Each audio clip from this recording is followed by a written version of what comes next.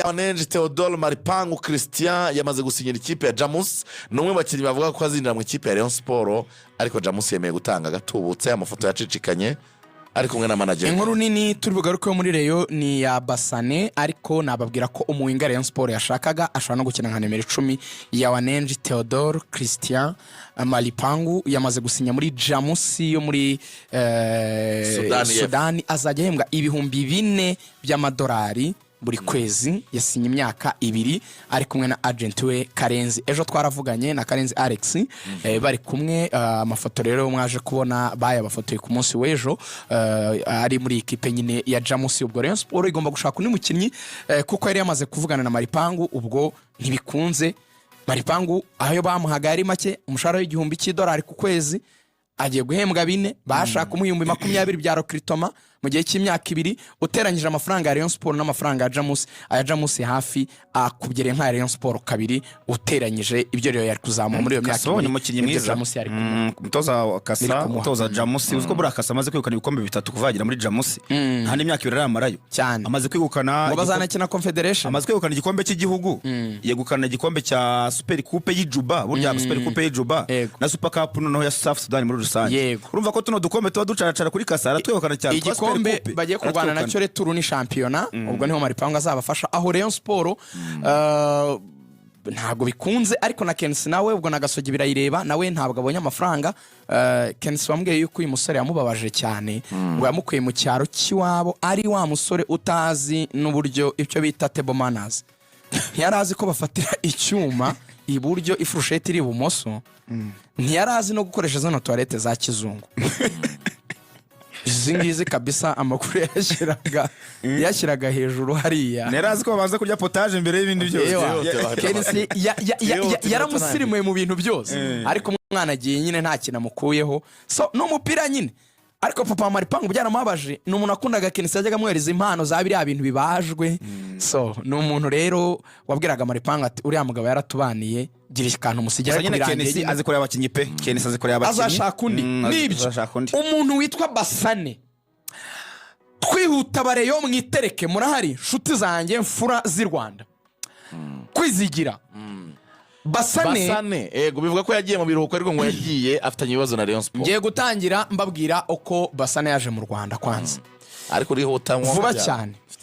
Umuntu yitwa Azizi Basane Kuranya, umunyamakuru mugenzi wacu yaraseze, yagiye gutora hanze y'u Rwanda muri Australia, antabiganiro. Mu gihe yari arimo kwitoza ibijyanye no kugura no kugurisha abakinnyi, yagiye mu gihugu cya Cameroon. Murabyibuka izo ngendo yagiye akora nyinshi pe. Niwe wabonye uyu musore mu ikipe yitwa Koto Sport de Galois mu ma playoffs yo muri Cameroon. Amubona yaje masimbuye, abona ubushobozi bwe, abona n'umukinnyi ufite pesi kandi ufite imbaraga, aravuga ati umukinnyi yafite inga neza muri shampiyona y'u Rwanda. Yaraje ajya kureba Patrick Namenye ndetse na Dafu Adrien, niwe wari Dafu wa Rayon Sport. Baraganira, ababwira abakinnyi benshi yabonye, ariko baramubwira ngo tubwire umwe ubona Rayon Sport ikeneye kurusha abandi. Ababwira Azizi Basane. Ariko muri icyo gihe Anta byavuga ko yagiye muri APR, ngo yamaze kujya mu bapampe yo muri APR, byatumye Rayon Sport ntiyari imufitiye icyizere nk'icyo yari imufitiye mbere Jean Fidèle cyangwa perezida. Ibyo byatumye Namenye Patrick atabiha agaciro cyane, aramugora, aramubwira ngo mutegere tike y'indege, nibona umukinnyi ukomeye aza akore test, naba umukinnyi mwiza turamusinyisha. Anta abonye bari kugendamo biguru ntege, yaciye ku wundi muntu uba muri Cameroon. Aramubwira ati wowe mfasha uba propose umukinnyi, ndabizi nibakibuka n'izina rye, niko kwa propose Azizi Basane Kuranya. Mu kuma propose nawe barambwiye ati mwohereze aze natsinda test turamusinyisha, kuko yarashoje amasezerano muri Koto Sport, ntabwo yari agifite amasezerano. Icyo yakoze rero umuvandimwe witwa Benjamin muri Cameroon yamwishyuriye itike y'indege, umukinnyi araza, ariko urumva ko Anta yari abirimo afatanyije na Benjamin. Kabisa nabihamye ko Anta yanyeretse Azizi Basane, ambwira ati dere umukinnyi ngiye kuzana mu Rwanda. Gusa nabwo yambwiye ikipe agiye kumu. None yabimbwiye ari na Cameroon bo, arakanyohereza kuzana, ngo yanamuhaye buri APR bwa mbere. Ariko APR baravuga ngo ni mugufi cyane, kandi bashaka abakinnyi bakira ku mpande yonda, niyo bari mugufi ariko afite gabari kabisa nk'aho ngabaci dibe. APR amwanga, Anta mucisha kundi muntu amuhareyo. Ibyo byo kabisa. Aho rero Benjamin amaze kumugeza hano, ntibibutse ko ari nawe Anta yababwiye. Bamukojeje mu nzove kabiri. aca ibintu bahita bavuga bamwereke vati uyu ni umukinnyi niko kuvuga ati tumusinyishe rero bamwemereye kumusinyisha imyaka 2 ariko nk'umuntu utari ufite amasezerano urumva bahise bamuhenda bamuhereza bemeranya $10,000 by'amadolari bya recruitment n'igihumbi cy'umushahara ku kwezi cy'amadolari. Uyu mukinnyi araje arigaragaje muri ino mikino ishize, hanyuma umuntu yitwa Niyonkuru Vladimir wabaye umuzamu w'u Burundi anafatana hano mu Rwanda, niwe uri muri Namungo wamenye ko hari umukinnyi mu Rwanda yitwa Basane waciye ibintu, abwira abantu muri Namungo bashaka gutwara Azizi Basane kuranya. Vladimir yatoje abazamu ba Rayon, yatoje n'abazamu ba Rayon. Icyo rero bakoze Namungo bababwiye uyu musore bati wowe umva icyo uri bukore, wowe rangizanya na Rayon, wowe uze turangizanya ariko warangizanyije n'ikipe yawe. We rero yabwiye Rayon Sport ati Rayon ni munyemerere n'ubundi ntabwo mbakina igihe kinini, mbahe $20,000 z'amanyarwanda ko niyo mwaranguza $10,000 ni $14,000, hanyuma nimba $20,000 mwamwungutse 6, hanyuma mundeke nje mu yindi kipe. Bo baramubwiye bati no, wowe dufasha utwumve nawe nk'umuntu, zana iyo kipe tuganire, kuko contract twasinyanye ivuga ko nugurwa 60% azaba ya Rayon, 40% aba yawe. Icyo nicyo bumvikanye. Rero uyu musore we yumvaga icyiza Rayon Sport yamureka akaya $20,000 hanyuma wakigendera akajya kurangizanya na Namungo. Rayon Sport ava tuzaca n'ahandi. Impamvu rero yabyangaga ni yaravuga ati ushaka no kugurwa $80,000 reka tunegosiye n'ikipe. Wamenya se wagurwa ngahe? Ariko Rayon Sport nayo ntago yamuhaye amafaranga yose ya recruiter. Nibyo ndi bugarukeho. Icya kabiri rero yaravugaga iti ikindi usibye no kuba tutaza yo wagurwa, kuko baravuga ngo ni $40,000 ntago turi sure, no reka twe tudiringe. Icya kabiri rero yaravuga ati ntidushaka kurekura umukinnyi mu kwa mbere. Burya ngo umuntu bashinja Jean Fidel nuko yarekwe Ojana rwatubyaye mu kwa mbere, bati turi kuri kuruse y'igikombe, tukurekwe ese tukaburundu gusimbura mwiza twazabwira icyo abareyo. Icyo rero ntigishaka. Iravuga ati natwe icyatuma tukurekura nuko twakubonaho amafaranga menshi cyane ku buryo umuntu atayibuza. Handi uvuga ngo umuntu twaguze wenda $10,000 tumonyemo $50,000, ntari nagende tuzamusimbuza undi. Icyo nicyo cya kabiri. Ibyo rero bakibikoza Basane yahise yirakaza ati mwe muranavuga ibyo muzi ko mutaramana recruitment yanjye. Cyakiri twavugaga recruitment muri ya FIFA ntago warega umuntu ngo ntaramana recruitment. Rero mu $10,000 yari yaramuhaye 2 imusigaramo 8 kware amafaranga na make, imusigayemo 8. Basane nawe arikunza ariko ejo bundi Rayon Sport ibona amafaranga kuri APR iyi match rwose biteguye kwa babishyura nka Erenga kanga bamuye 12 bye, nuko Basane yagiye yarakaye.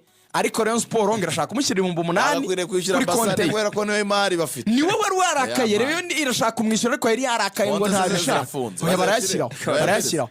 Icyo rero yakoze nyuma yo kugira iyo dilema no kubabara avuga ati nanjye muri Namungo nanjye gukora amafaranga menshi, shampiyona Tanzania iri hejuru, shampiyona Tanzania igeze ku rwego gurisha abakinnyi mu cyiciro cya 3 mu Bwongereza. Hari umusore witwa Tanimu w'umunyanigeria w'umudefenseri wavuye mu ikipe ya Singida agurwa mu ikipe yitwa Clover Town yo mu Bwongereza muri League 1. Yarari kuri bench bakina n'Amavubi ejo bundi afite imyaka 22 mu cyiciro cya 3. Ubu yagiye mu cyiciro cya 3 mu Bwongereza. Abakinnyi bo muri West Africa barabizina amazizi kino bakina. Yarabati shampiyona yarite muri kakurusho mu Rwanda. None banamwemera gasalari ya 2 ku kwezi kandi Rayon Sport ari $1,000. N'ivunjisha rya Tanzania nini ishiringi 2 ni menshi. None uzi ikintu gitesha umutwe Basane buriya afite n'ikibazo. Hari umutipe wo mu Bwongereza ni nayo ibintu bye bigorane, harimo third party mu bintu bye. Uwo mutipe abana benshi muri West Africa bagira icyo kibazo. Umuntu aragufata uri nk'umwana ufite nk'imyaka 18 akabonuza umupira akagusinyisha contrat y'imyaka 10, avuga ngo ahantu hose uzagurwa icyo bita future transfer yawe nzajya mfata 15%. Iyo myaka 10 agusinyishije agura nk'iwanyu nk'inzu.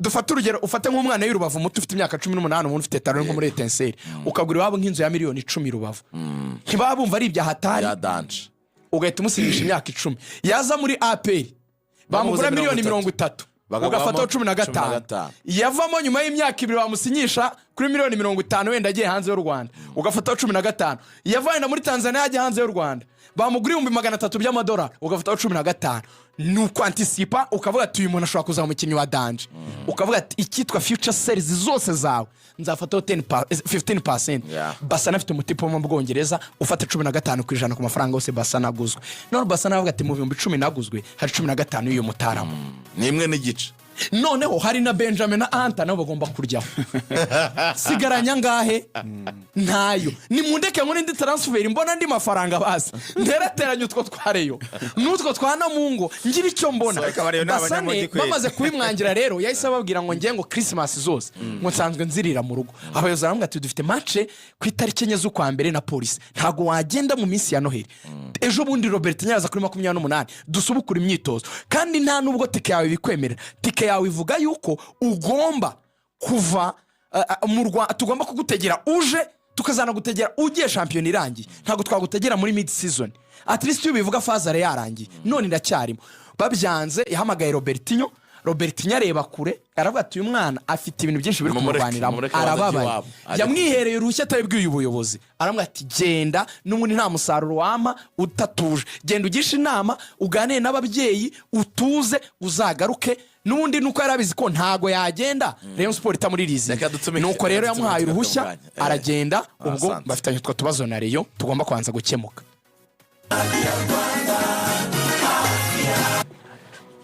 Reka nakire Rugangura Axel uraho neza cyane n'amahoro uraho neza cyane Claude umeze neza amahoro n'amahoro uracyafite makananiro gake ago wabura muri Sudan y'Epfo byari bimeze bite muri Sudan y'Epfo byari amahoro byari amahoro rwose aho ikipe y'igihugu yari iri muri majonjora ya CHAN birumvikana umukino banza mbonye Nyaza rero twahageze ku munsi w'ejo twahageze ku munsi w'ejo rwose ariko byari amahoro byagenze neza muri rusange dufite iminota 5 yo kuduha raporo y'urugendo ko rwagenze Sudan y'Epfo mwakire mute mwasanze Krimezite abanyarwanda bo twarababonye bari mu butumwa bw'amahoro baje kwitabira mukino n'icyatumye Amavubi adatsindiye match ngira ngo nkuko arobivuze byo muri Sudan y'Epfo ibijyanye no kwakira cyangwa se n'abanyarwanda baharibo ni benshi bijyanye n'impamvu zigiye zitandukanye twagiye tugarukaho abari butumwa bw'amahoro abasirikare abakora mu miryango igiye itandukanye abanyarwanda benshi bariyo ngira ngo rero ikipe yakiriwe neza muri rusange haba ari abaje kuyakira haba ari abayifasha kugira ngo ibona hicumbika muri rusange kandi nawo heza muri hake hahari byose navuga ko byagenze neza hanyuma uko byagenze kugira ngo wenda ntitware neza bangiye kubeshya mbigiyemo nkajya kubisobanura gusa icyo nabonye ngewe mu mupira ngira ngo n'abasesenguzi sinzi uko babivuga ariko habaho ikintu kijyanye n'amahirwe azamo kuko urebye nubwo Sudani yatsinze ibitego 3-2 ariko Amavubi urebye uburyo babonye bwari bwinshi cyane imbere y'izamu rya Sudani ariko ntibabubyaza umusaruro ikijyanye no gukonkretiza uburyo cyangwa se kubyaza amahirwe umusaruro amahirwe babonye yo gutsinda ibitego navuga ko icyo Amavubi yabuze Sudani nicyo yakoze kuko Sudani yo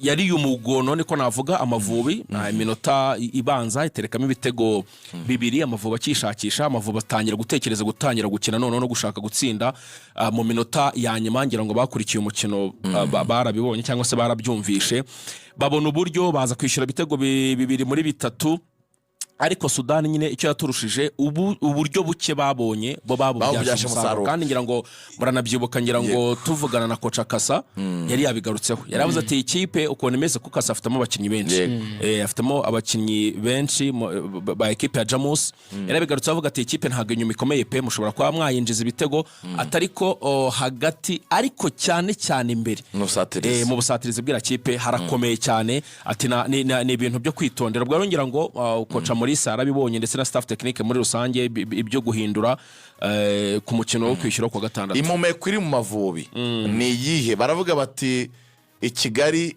izabirya irago nkuko nabivugaga urebye uburyo umukino wasojwe uburyo umukino warangiye Amavubi ari kwataka ubona bafite ubushake ubona hari tumwe batangiye gukosora bijyanye no gusimbuza kwabayeho cyane cyane umukinnyi nka Didier akinjiramo.